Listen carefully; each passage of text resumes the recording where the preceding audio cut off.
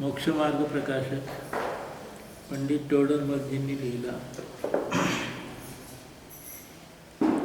आणि अध्याय 5 मध्ये श्वेतांबर मत समीक्षेच्या अंडरमध्ये श्वेतांबर मत हे कसं काल्पनिक आहे याबद्दल हे विवेचन चालू आहे का?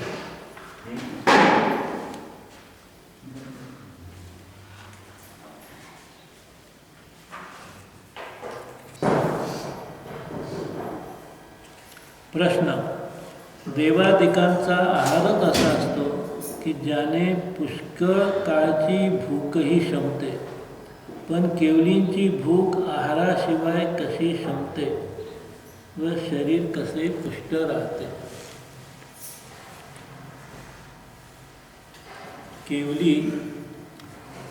केवली म्हणजे मनुष्य शरीर, मनुष्य गती. केवली म्हणजे मुनीच आहे की नाही? केवली भगवान, आपण भगवान म्हणतो पण वास्तविक आहे ते मुनीच. काय काय फरक आहे? पर्याय, मुनीची पर्याय. आता ते मुनी म्हणजे ते सुपर मुनी झाले. मुनींच्या पुढेही त्याच भवामध्ये त्याच शरीराद्वारे जी साधना केली तर त्याच शरीरामध्ये अर्हंत अवस्था प्राप्त झाली. म्हणजे आहे ते त्यांना स्नातक म्हणतात. जे निर्ग्रंथ मुनीचे जे स्नातक नाही जे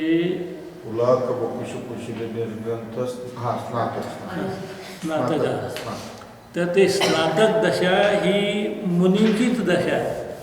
मुनींची सर्वोत्कृष्ट दशा म्हणजे केवली भगवान. आता प्रश्नकर्त्यांनी डोक्याने प्रश्न लावला की मुनी अवस्थेमध्ये त्यांना आहार पाहिजे होता,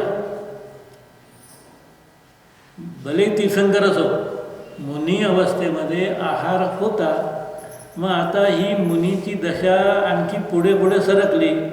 आता केवळ ज्ञान झालं बरोबर आहे, पण शरीर तेच आहे आणि मग त्या शरीराच्या टिकवण्यासाठी आहाराची सुद्धा गरज आहे असं प्रश्नकर्त्यांनी म्हटलं. म्हणजे थोडंसं तर्काला धरून येते. म्हणजे काही ते असे परमेश्वर झाले नाहीत अजून. परमेश्वर आपण सिद्धांना म्हणतो. सिद्ध दशा ही परमेश्वराची दशा आहे.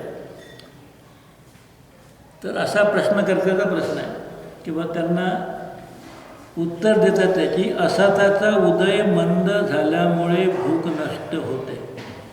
आता पहिली गोष्ट की भूक जी लागते ही आपण नैसर्गिक शरीराची क्रिया आहे ते ठीक आहे, परंतु भूक लागली त्याचा त्रास आपल्याला जो अनुभव घेतो आपण त्याचं कारण असाता कर्माच्या उदयाचं तिथं निमित्त आहे. असाता कर्म आहे तिथे, त्याचा उदय चालू आहे आणि तो उदय चालू असल्यामुळे ती असाता मला दुःखकारी आहे असं या जीवानी जाणलं. तर तो असाताचा उदय टोटली पूर्ण वेदनीय कर्मामध्ये, वेदनीय कर्म भिन्न आहे. असं असताना देखील मला भूक लागली हे जे सेन्सेशन होते हे कशामुळे होते? आपले ज्ञान पर्यायीमध्ये तर भूक लागली म्हणजे भुकेचं जे वेदना आहे, भुकेची जी इच्छा आहे म्हणजे खाण्याची जी इच्छा आहे ती फक्त मोहनीय कर्माच्या सद्भावातच होते आणि तिथे मोहनीय कर्माचा सद्भाव नाही. म्हणून असाताचा जरी उदय आला तिथे तरी त्या असाताचं वेदन तिथे नाही आहे. केवली भगवंतांना त्याचं वेदन नाही आहे. साताचं बी वेदन नाही आहे, असाताचं वेदन नाही आहे. कारण वेदन करण्यासाठी निमित्तभूत मोहनीय कर्माचा अभाव आहे. पण साता असाता कर्माची सत्ता आहे, त्याचा उदय चालू आहे, उदय चालू आहे. पण त्या उदयामध्ये सुखदुःखाचं म्हणजे या भौतिक सुखदुःखाचं, शारीरिक सुखदुःखाचं वेदन तिथे नाही. अतींद्रिय आनंदाचं वेदन आहे आणि ते अतींद्रिय आनंद आहे हे कर्माच्या उदयाला निरपेक्ष आहे. त्याच्याशी कर्माचा काही संबंध नाही, अतींद्रिय आनंदाचा. तसेच म्हणजे आता त्यांनी समाधान केलं आहे की असाताचा उदय आहे तो मंद आहे. इथं पहिलंच वाक्य जे आहे, असाताचा उदय मंद झाल्यामुळे भूक नष्ट होते. उदय मंद आहे आणि भूकेची नष्टता आहे. भूकेची नष्ट आहे म्हणजे ती भूक जाणवत नाही. जाणवण्यासाठी मोहनीय कर्म पाहिजे. आहे ते शरीरामध्ये तेवढा भाग कमी झाला, पण आपल्याला आकुलता का होते? आपल्याला आकुलता का होते? भूक लागली म्हणजे आपल्याला आकुलता का होते? याचं कारण मोहनीय कर्म आहे. ठीक आहे. मोहनीय कर्माचं बी निमित्तच आहे. ते बरोबर आहे. आता आपल्या पुरुषार्थाच्या दृष्टीनं जर पाहिलं, पुरुषार्थाच्या दृष्टीनं पाहिलं, आपलं स्वकारण आपल्याला आकुलता का झाली? कर्मामुळे झाली का? कर्मामुळे झाली नाही ना, असाताच्या उदयामुळे झाली ना, मोहनीय कर्माच्या उदयामुळे झाली.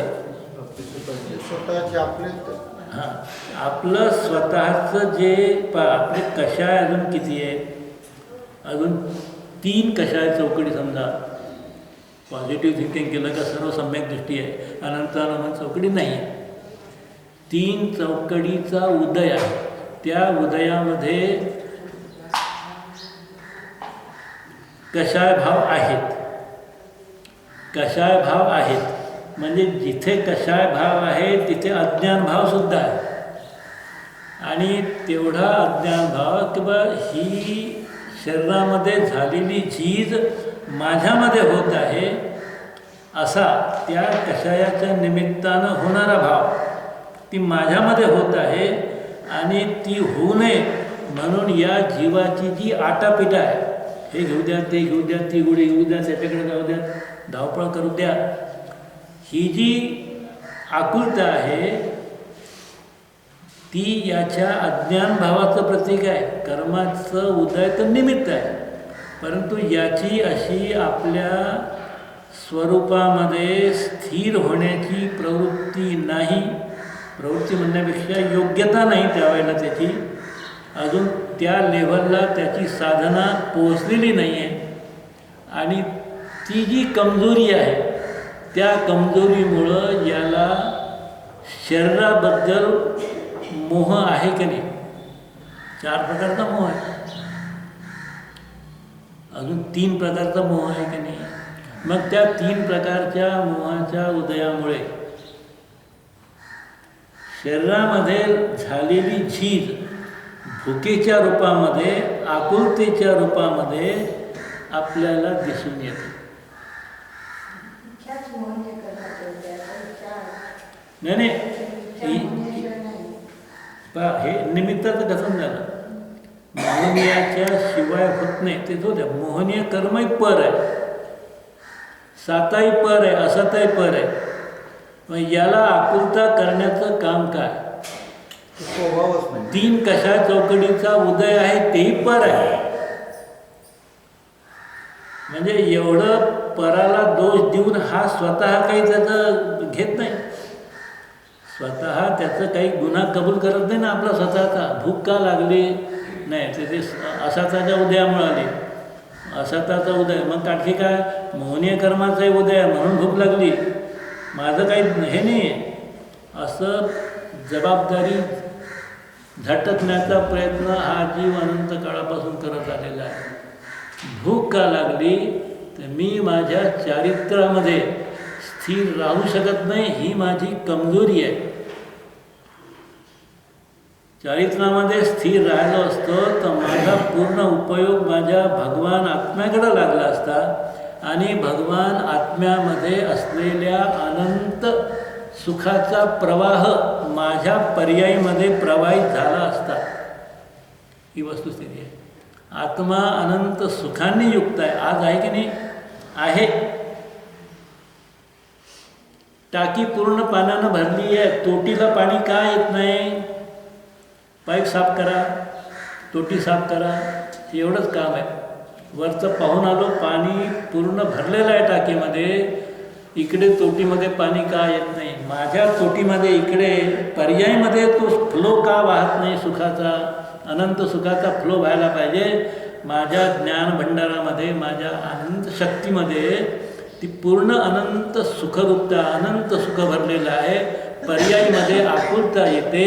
याचा अर्थ की ही जी पर्याय आहे ही त्या सुखगुणाची विपरीत पर्याय आहे, विरुद्ध पर्याय. ही विरुद्ध पर्याय का झाली हा प्रश्न आहे.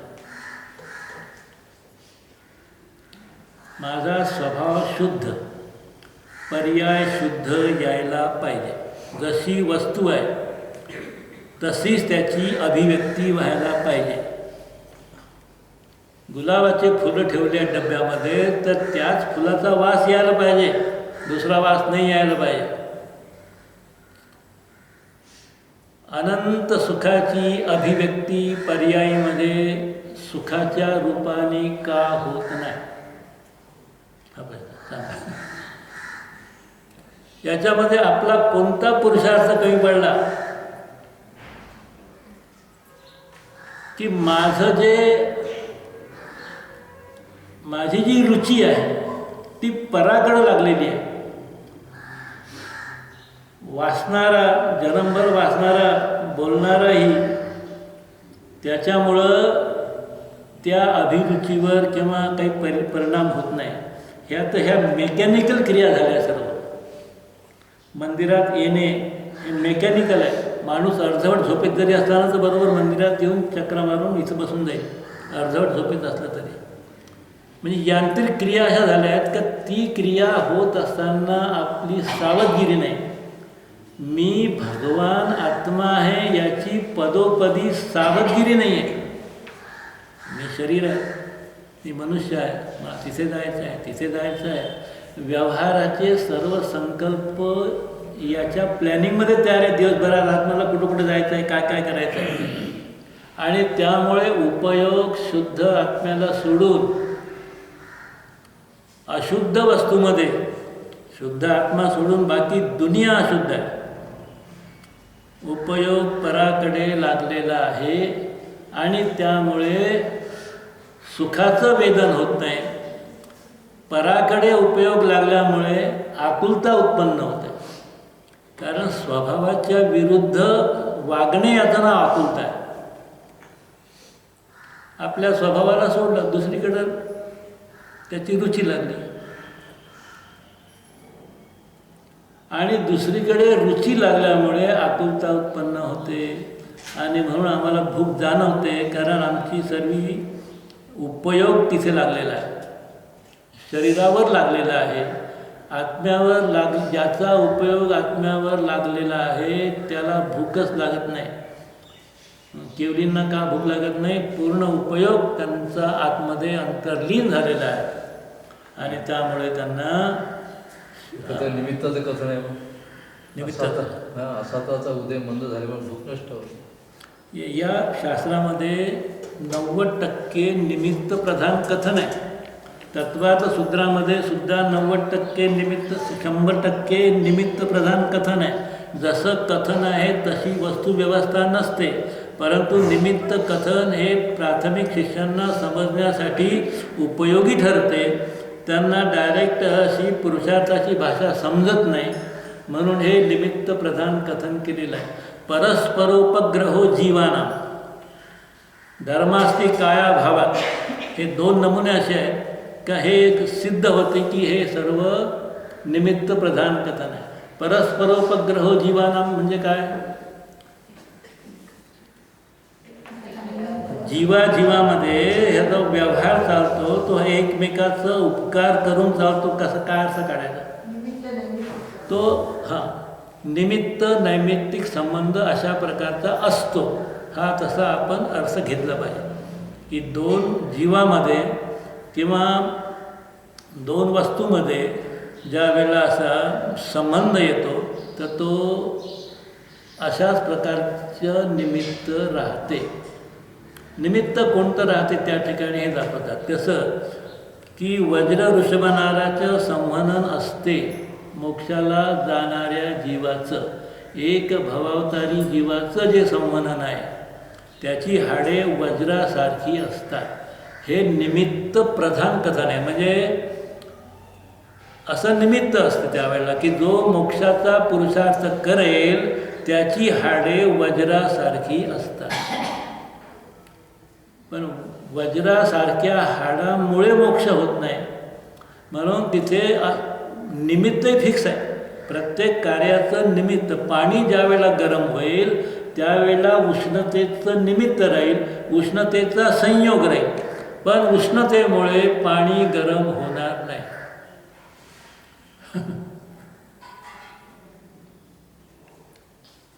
तसेच समयासमयास परम औदारिक शरीर वर्गणेचे ग्रहण होते. प्रत्येक समयामध्ये आहार वर्गणा येतच राहते आणि निघून जाते. असा नोकर्म आहारही तेथे आहे. त्याप्रमाणे अशाच कर्मवर्गणेचे ग्रहण होते. परम औदारिक शरीर वर्गणा.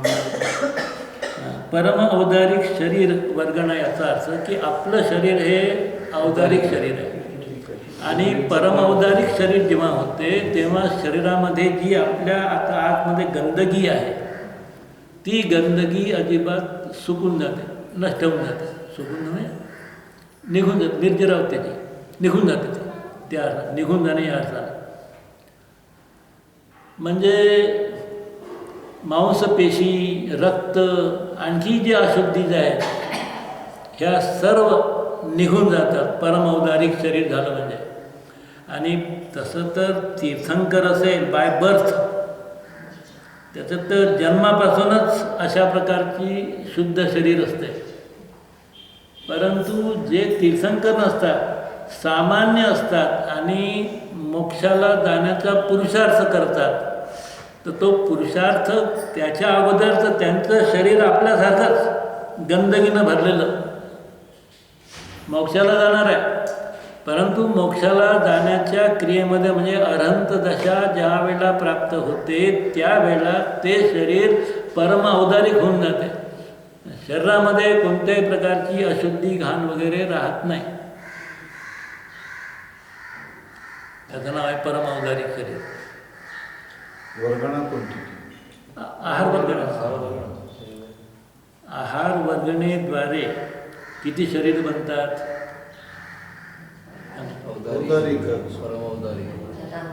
एकच औदारिक वैक्रिय आहार 3 शरीर बनतात आहार वर्गणेमुळं. तैजस वर्गणेमुळं तैजस शरीर बनेल, कारमाण वर्गणेमुळं. आणि ह्या सर्व वर्गणा या ठिकाणी आहे, विश्वामध्ये ठसाठस भरलेले आहेत.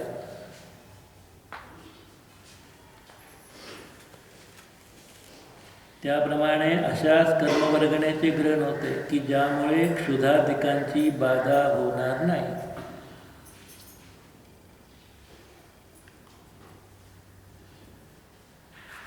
ताटभर अन्न पाहिजे एखाद्याला खायला.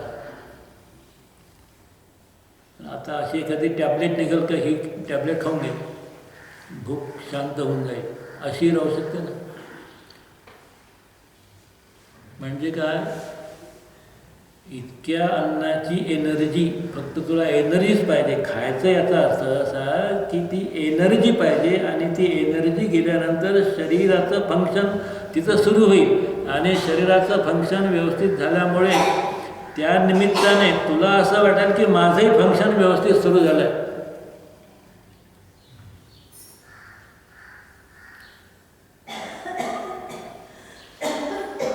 म्हणून अशाच कर्मवर्गणेचे ग्रहण होते की ज्यामुळे क्षुधाधिकांची बाधा होणार नाही.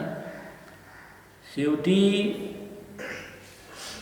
या कवलाहाराच्या माध्यमातून, कवलाहारातून जाण्यापेक्षा दुसऱ्या प्रकारचा आहार आहे तिथे. शेवटी शरीराला जे पाहिजे ते इकडून जाईल. उपवास केला, गरमीचे दिवस, हरे राम हरे राम, थंड पंख्यात बसा, थंड पंख्यात बसा, थंड पाण्याच्या पट्ट्या घ्या, हा सर्व आहार चालू आहे तुझा. इकडून नाही घेत पाणी, इकडून नाही घेत, याचा त्याग आहे.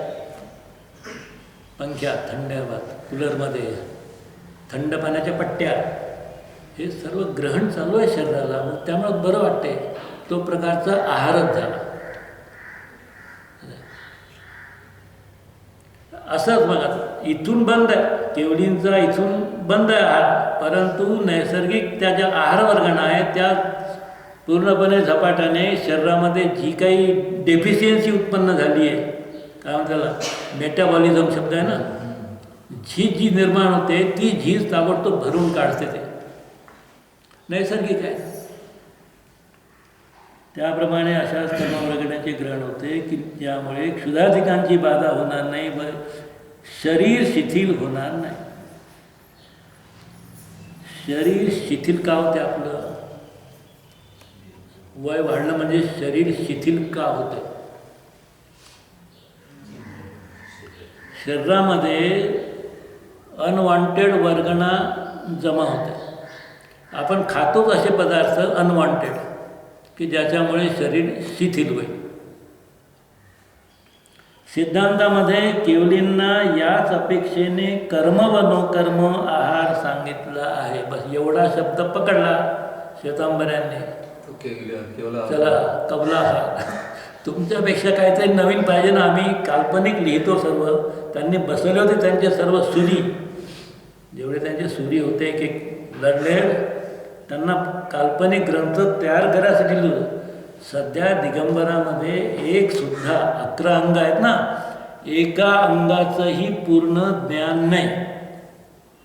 एका अंगाचंही पूर्ण ज्ञान नाही. पूर्वज्ञान तर नाहीच नाही, पण त्यांनी असे काही लिहून ठेवले आहेत की ते लिहून ठेवणाऱ्यालाही समजत नाही आणि वाचणाऱ्याला समजत नाही. आणि सर्व 11 अंगाची जी नावं आहेत ती नावं त्यांना देऊन टाकली फटाफट. नाव देण्यामध्ये त्यांनी हे की नाही नॉमिनेशन करून टाकलं पटकन. नॉमेनक्लेचर का म्हणतात त्याला, नाव देणे, नाव देऊन टाकले. त्यांची सर्व रचना काल्पनिक आहे. तत्वात सूत्रामध्ये तर एवढा काही घोळ करून ठेवला आहे. इथे श्वेतांबर माताजींचा संघ होता. तिथे मला त्या गटागटने विनंती केली का तुम्ही शिकवा काहीतरी, म्हणजे त्यांना थोडंसं संस्कृत पाहिजे होतं. संस्कृत त्यांना शिकून दिलं. ते एका परीक्षेला बसल्या होत्या, त्याच्यामध्ये तत्वात सूत्राचा विषय होता. थोडंसं याच्यावर रिव्हिजन मारून द्या मला. तर मी आपलं पुस्तक घेऊन गेलो. ते त्यांनी त्यांचं पुस्तक काढलं. त्यांच्या पुस्तकामध्ये काही अर्धवट सूत्र, पूर्ण सूत्र नाही, अर्थाचा तर बिलकुल घोळच घोळ, ते कसे ताळमेळ नाही. मी म्हटलं मी माझ्या पुस्तकावर शिकू का, तुमचं सध्या बंद करा. दुसरी कॉपी दिली, घरात भरून दिलं तर मला 2-3 कॉपीज मोक्षशास्त्राच्या. त्यांना म्हटलं याच्यावर शिकवतो. ठीक आहे म्हणजे माझा काय हरकत नाही म्हटलं. तर ते तेव्हा मला कळलं की त्या ह्याच्यामध्ये किती घोळ आहे त्यांच्या ह्याच्यामध्ये. दुसरी बुद्ध, अन्नादिकांचा आहारच शरीर पोषणास कारण आहे असे नाही. प्रत्यक्ष पहा, कोणी थोडा आहार करतो व शरीर चांगलेच पुष्ट होते. आहे का कोणी आपल्याकडे थोडं खाणारा आणि बिलकुल फ्रेश असणारा? कोणी पुष्कळ आहार घेतो पण शरीर क्षीण राहते. प्राणायामी व योग साधणारा पुष्कळ काळ आहार घेत नाही तरी त्याचे शरीर पुष्ट राहते. हे तर आपल्याला दिसते प्रत्यक्ष. तसेच वृद्धिधारी मुनी पुष्कळ उपवासही करतात तरी त्यांचे शरीर पुष्ट राहते. केवलींना तर सर्वोत्कृष्टपणा आहे, त्यामुळे अन्नादिकाशिवायही त्यांचे शरीर पुष्ट होत राहिले तर त्यात काय आश्चर्य. दुसरं, असेही प्रश्न उत्पन्न होतात की केवली आहारास कसे जातील व याचना कशी करतील. ते आहारास गेल्यानंतर समोशरण रिकामे कसे राहते. अथवा जर कोणी आहार आणून देत असेल म्हणावे तर कोण आणून देतो, त्यांच्या मनातील गोष्ट कोण जाणतो. पूर्वी उपवासाधिकाची प्रतिज्ञा केली असल्यास त्याचा निर्वाह कसा होतो? जीवांचा अंतराय सर्वत्र भासतो तर आहार ग्रहण कसे करतात? जीवांचा अंतराय तर सर्वत्रच आहे. अवधिज्ञानी मुनी आहाराला निघताना अवधिज्ञान बंद ठेवतात. आता हे शब्द पहा कसं मजेदार आहे. अवधिज्ञान बंद ठेवतात. अवधिज्ञान बंद ठेवणे म्हणजे कसं? अवधिज्ञान तेव्हाच सुरू होते ज्या वेळा तो थिंकिंग करेल का समोरच्या माणसाने प्रश्न विचारलेला आहे की महाराज माझी ती एक मंदिरामध्ये चांदीची चांदणी गेली ती दिसत नाही. तर महाराज ज्यावेळेला त्याचं चिंतन करेल त्यावेळेला ते अवधिज्ञान सुरू करते. तर त्यांच्या ज्ञानामध्ये धड करते. ते सदा सर्वत्र का फंक्शन करत नाही अवधिज्ञान. तर महाराजही अवधिज्ञानी कोणी असेल आहाराला निघताना अवधिज्ञान सुरू करत नाही. जर केलं तर त्यांचा आहार होणार नाही. कारण अवधिज्ञानामध्ये पदोपदी कळतील. गरम पाण्यामध्ये थंड पाणी कोणी मिसळलं. खरी गोष्ट आहे. काय हास्यास्पद वाटतं.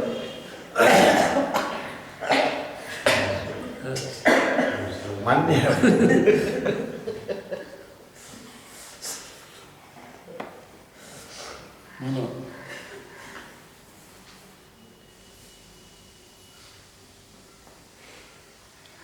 केवली आहारच ते झाला. त्यांच्या मनातील गोष्ट कोण जाणतो? पूर्वी उपवासाधिकाची प्रतिज्ञा केली असल्यास त्यांचा निर्वाह कसा होतो? जीवांचा अंतराय सर्वत्र भासतो तर आहार ग्रहण कसे करतात? ज्ञानामध्ये सर्व गेले. इथे जीवाची हिंसा झालेली आहे, हे ठेवताना झालेली आहे, पकवताना झालेली आहे. पूर्ण रसोई गॅसवर बनवली आणि शेगड्यासमोर शोसाठी ठेवून दिल्या का ताटामध्ये. वा रे वा, किती मायाचार आहे. हे मायाचारामुळं स्त्री पर्याय मिळाली. आणखी पुन्हा सुपर मायाचार. त्यापेक्षा सरळ सांगा ना का आम्ही गॅसवरच तरेल आणि तुम्हाला घ्यायचं असं घ्यायला नका. आम्ही कोळसा फळसा वापरणार नाही. कोळसा मिळायचा नाही चांगला आणि त्या भानगडीत पडत नाही. सरळ हे सांगून मोकळं व्हा ना. तिचं मायाचार म्हणजे असं पाहिलं की किती शोध इथे शेगडी आत्ताच इथंच केलेलं आहे सर्व. किती महाव्रती मुनी समोर असा मायाचार. आता आजकाल चालते नसतं. आता चालतंय. त्यांना माहीत झालं की हे सर्व मायाचार आहे. त्याच्यापेक्षा यांना मायाचार करायसाठी कशाला प्रवृत्त करण्यापेक्षा त्यांनी सगळं सोडून दिलं.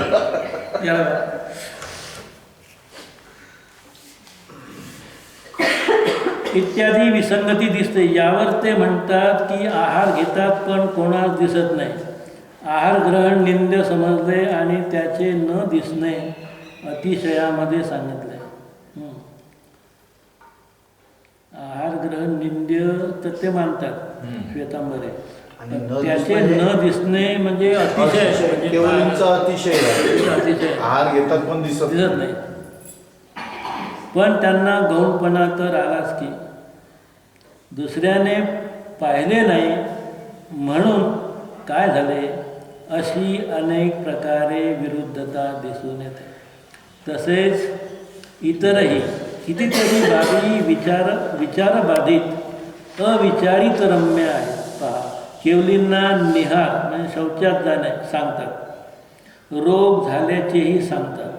म्हणतात कोणीतरी तेजोलेशा सोडल्यामुळे वर्धमान स्वामींना रक्ताची आव झाली, रोग झाला होता व त्यामुळे त्यांना पुष्कळच रेच जुलाब होऊ लागले. म्हणजे दोष लावायचा तर किती किती खालच्या दर्जाला जाऊन त्यांनी दोष लावला. अशा महान पुरुषांच्या त्या शरीरावर इतका दोष लावला.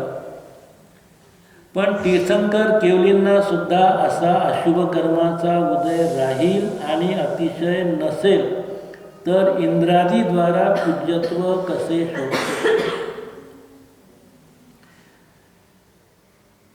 याच्यावर प्रश्न केला आहे आपण त्याला उत्तर दिलं आहे की इंद्रादिकाद्वारे ते पूज्य आहेत. पूज्य आहेत आणि इतका कर्माचा उदय त्यांना कसा राहील? त्यांना राहू शकत नाही. अशुभ कर्माचा तर उदय राहू शकत नाही, कारण केवलींना असाताचा उदय जरी असला तरी तो साता रूपाने परिणमित होऊन उदयाला येतो. असाताचा उदय चालू आहे, उदय येताना तो साता रूपाने परिणमित होऊन उदयाला येतो. त्याच्यामुळं ह्या तुम्ही कल्पना केलेल्या ह्या सर्व भूक लागणे आणि ते त्यांना रेत झाले वगैरे सर्व काल्पनिक ठरते. ते निहार तरी कसा करतात? अशा नाना विसंगत प्ररूपणा करतात. कोठवर सांगावे, काही शक्य अशक्य विचारात नाही. जशी छद्मस्ताची क्रिया रागादियुक्त घडते तशीच क्रिया केवलींना सांगतात. वर्धमान स्वामींच्या उपदेशात आले आहेत की हे गौतम असे वारंवार म्हटल्याचे सांगतात. पण त्यांना तर दिव्यध्वनी आपल्या कालामध्ये सहज होते आणि त्यामध्ये सर्वांनाच उपदेश असतो. एकट्या गौतमालाच संबोधणे कसे योग्य आहे? केवली नमस्कारादी क्रिया करीत असल्याचे ठरवतात, परंतु एकतर वंदना रागभावाशिवाय संभवत नाही. नमस्कार जो आहे, नमस्कार करणे रागभाव आहे का वितराग भाव आहे? शुभराग आहे तो, बहुमान आहे. बहुमान येणं हाही राग झाला, तोही आश्रयबंधाला कारण आहे. तर मग केवली भगवान कोणाची वंदना करतील? तोही त्यांना एक आश्रय झाला. तो वंदना रागभावाशिवाय संभवत नाही. दुसरे, वंदना आपल्यापेक्षा गुणांनी अधिक असलेल्यांना असते. आता केवली भगवान एक तर सिद्धांना वंदना करते, ठीक आहे, तेवढं आम्ही समजू शकतो. तीर्थंकरापेक्षा गुणांनी श्रेष्ठ कोणी नाही तर ते वंदना करतात असे म्हणणे योग्य कसे? समजा त्यांनी सिद्धांना नमस्कार केलाय केवलींना, अरहंतांनी, तर मग अरहंतांना तेवढा राग आला. रागाच्या पोटीच वंदनेचा भाव होतो आणि त्यांना राग तर नाही, म्हणून अरहंत प्रभूसुद्धा सिद्धांना नमस्कार करीत नाही. तसेच त्यांचे समोशरण बाजारात उतरल्याचे सांगतात. पण इंद्रकृत समोशरण बाजारात राहील कसे? बाजार कधी गल्ल्या त्याचे आखूड वगैरे, मग ते कसं काय समोशरण? त्याला धकवणार कोण? त्याला चाकं आहेत का नाही आहे? कसं काय? म्हणजे कल्पना कशी करायची? समोशरण बाजारात उतरलं म्हणजे काय? एवढी मोठी रचना तेथे कशी सामावली? आणि समोशरणाची लांबी रुंदीचं विधान केले ना, 12 योजन लांब आणि रुंदी माहीत नाही त्याची, पण 12 योजन असं विस्तारामध्ये ते समोशरण आहे. आणि ते अधांतरी आहे. अधांतरी, आता अधांतरी कसं राहील सांगा बरं? सायंटिफिक माणसाला कोणालाही विश्वास देणार नाही. अधांतरी याचा अर्थ असा की त्याचं एक समाधान मी वाचलं होतं की समोशरण अधांतरी नाही आहे. ज्या ठिकाणी समोशरण करायचं आहे त्या ठिकाणची जागा, आजूबाजूची जागा तेवढी देवता लोक आपल्या सर्व शक्तीनिशी ओढून त्या ठिकाणी पहाड तयार करतात, पहाडावर संभाग करतात आणि त्या पहाडावर त्याची रचना होते.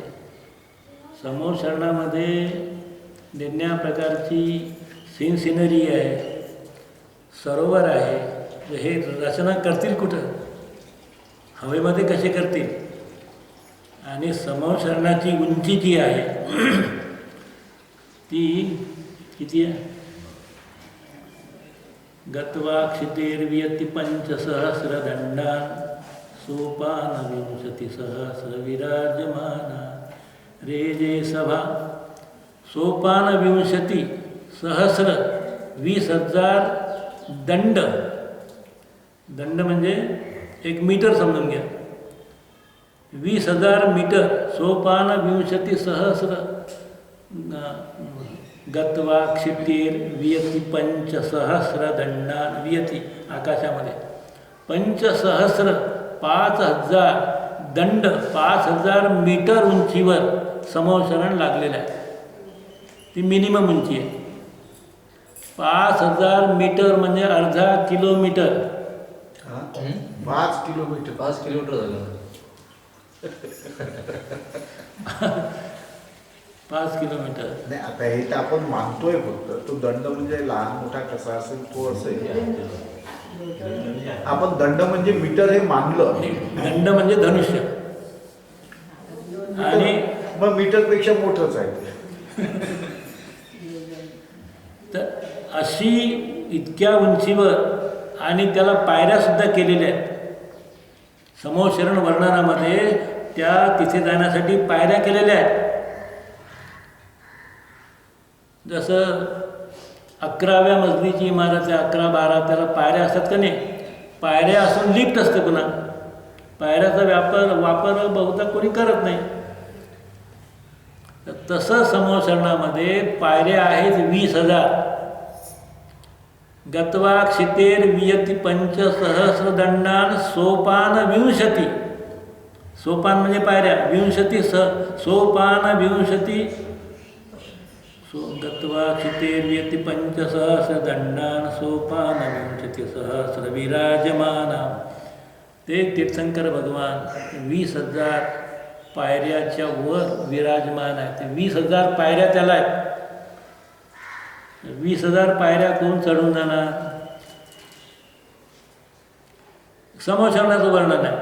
याचा अर्थ की असं ते समोसरण अधांतरी राहू शकत नाही.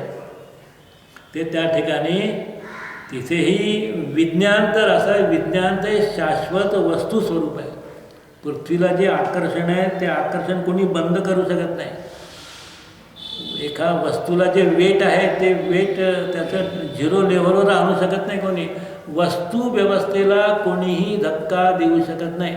तीर्थंकर भगवान असो कोणी असो, वस्तू व्यवस्था जी आहे ती वस्तू व्यवस्था कायम राहते. कोणतीही मूर्ती अधांतरी राहू शकत नाही. होते का नाही शिरपूरचे पार्श्वनाथ स्वामी अधर, त्यांच्या खालून पहिले घोडस्वार जाय म्हणे. त्यांच्या खालून म्हणजे घोड्यावर घोडा आणि त्याच्यावर बसलेला स्वार, इतकी जागा त्या मूर्तीच्या खाली होती आणि वरचं मूर्ती होती. असं ऐकलं आता. पण असं राहू शकते का याचं विज्ञानाने वैज्ञानिक दृष्टिकोनातून आपण त्याचं विश्लेषण केलं पाहिजे. तुम्ही म्हणता म्हणून त्याचा विश्वास कोणी ठेवू नये. एक टाचणी टाचणी ठेवून दाखवा. टाचणीसुद्धा राहू शकत नाही. तेव्हा काही मॅग्नेट लावतो वर खाली इकडे चारी बाजूला मॅग्नेट ठेवली तरी वस्तू त्या ठिकाणी सेंटरला राहू शकत नाही. ती कुठेतरी दुसरीकडे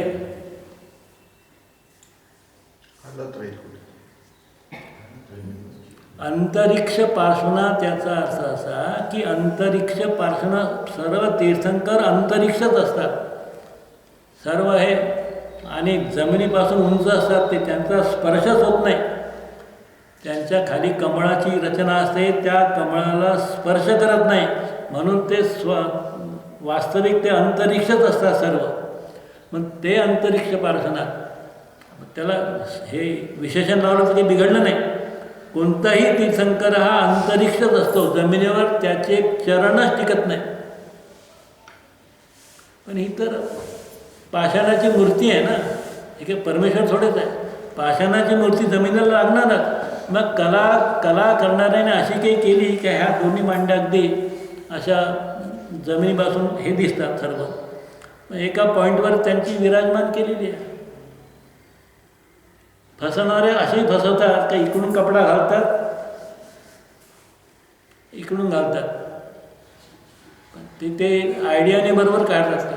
मी म्हणतो असा चमत्कार दाखवून तुम्ही काय करायचं. भगवान आत्मा हा अनंत पटीने चमत्कारी आहे. त्याची महिमा येत नाही. आणि मूर्ती अधर अधर अधर आहे याची सर्व प्रसिद्धी करायची याच्यामुळे कोणतीही गोष्ट सिद्ध होणार तशी होऊ शकत नाही. याला वेगळं वेळ झाला. तुम्ही